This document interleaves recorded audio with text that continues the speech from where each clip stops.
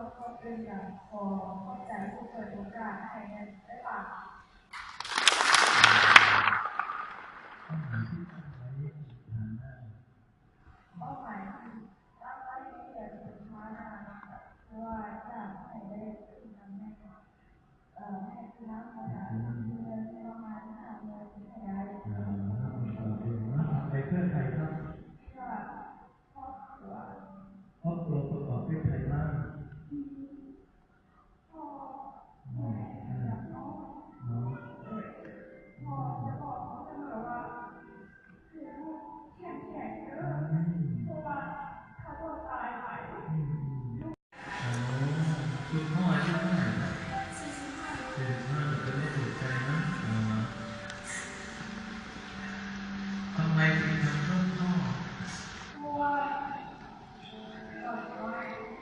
ขอการผ่านภาษาพ่อเขาเป็นไม่ขาดลูกเสียพ่อได้สิ่งที่ลูกจริงพ่อไม่ได้กินข้าวพ่อเสียสละให้เราบินก่อนก็เลย